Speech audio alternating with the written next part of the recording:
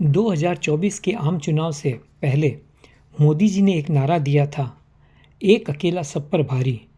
पर इस नारे को अब राहुल गांधी ने हाईजैक कर लिया है और अब यह साबित भी हो रहा है कि एक अकेला सब पर भारी।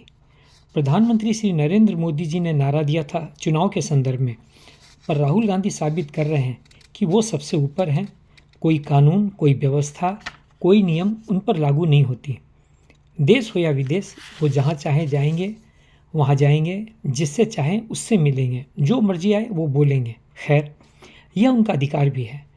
पर देश के विरुद्ध बोलना, षड्यंत्रकारियों से मिलना, देशद्रोहियों से मिलना और प्रत्येक भाषण में भारत की सभ्यता, संस्कृति, खासकर हिंदुओं को गाली देना, हिंदी का अपमान करना, हिंदू देवी देवताओं का अपमान करना, हिंदू त्योहारों का अपमान करना, राहुल ने अपना एक ही उद्देश्य बना लिया है और इसके लिए उन्होंने एड़ी से चोटी तक का जोर लगा रखा है। और देखिए विडंबना, कोई उनका कुछ नहीं बिगाड़ सकता, कोई उन्हें ऐसा करने से नहीं रोक सकता, क्योंकि एक अकेला सब पर भारी। राहुल गांधी प्रधानमंत्री को गाली देते हैं, चुनाव आयोग हो या supreme court, ED, CBI, income tax department, सबकी बखिया उधेड़ते हैं, अपमान करते हैं और निडर होकर करते हैं, डंके की चोट पर करते हैं, ताल ठोक कर करते हैं, पर कोई उनका कुछ नहीं बिगाड़ सकता, क्योंकि एक अकेला सब पर भारी। वे दिन दहाड़े झूठ बोलते हैं, बार बार बोलते हैं, लगातार बोलते हैं, पर कोई उन्हें चैलेंज नहीं करता, कटघरे में नहीं खींचता।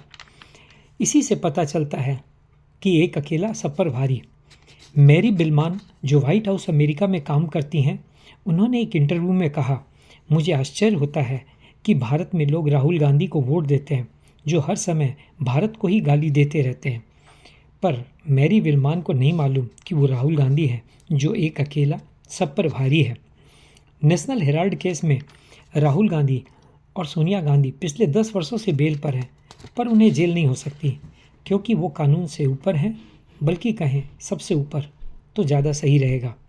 भारत का कोई कानून, कोई संविधान उन पर लागू नहीं होता। वे भारत के दुश्मनों की तारीफ करते हैं, खासकर चीन और पाकिस्तान के। भारत को हमेशा नीचा दिखाने की कोशिश करते हैं।